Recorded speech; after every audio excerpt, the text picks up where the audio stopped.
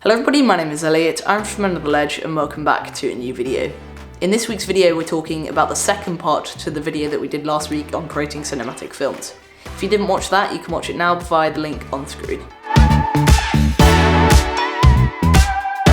So in last week's video we talked about making your work look 3D through the use of depth. And we talked about creating depth through the use of foreground, midground and background, lighting, depth of field and colour. So how else can you make your work look cinematic? Firstly is the aspect ratio that you shoot in. So when you go to the cinema to watch a film, you usually watch it on a very wide screen, which is associated with looking very cinematic. However, there are many different aspect ratios that you can shoot in, such as square, silent film, Academy ratio, IMAX, classic 35mm, Metroscope, CinemaScope, Blu-ray, vintage CinemaScope, Ultra Panavision, MGM Camera 65, and Polyvision. There are actually some great letterbox templates that Premium Beat have put out for free, and you can download them via the first link in the description.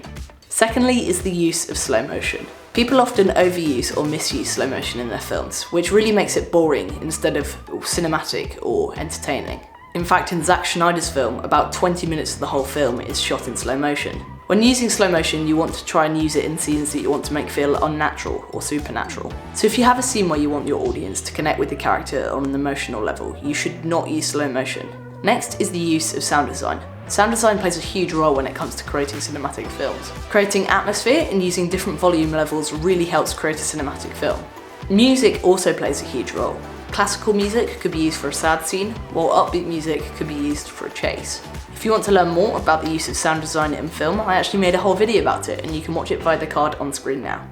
Finally is the use of shooting anamorphic. Anamorphic lenses are often a lot more expensive than spherical lenses, and you don't need them to create cinematic films, but it does help create cinematic films. And also it's important to know how to use them if you ever have to use them on set. Anamorphic lenses were originally created in World War I to provide a wider view out of the tanks. Essentially what anamorphic lenses do is squeeze your image so you can capture more in the frame, and then in post you de-squeeze it. Here's the difference between some shots shot on anamorphic and spherical lenses or normal lenses.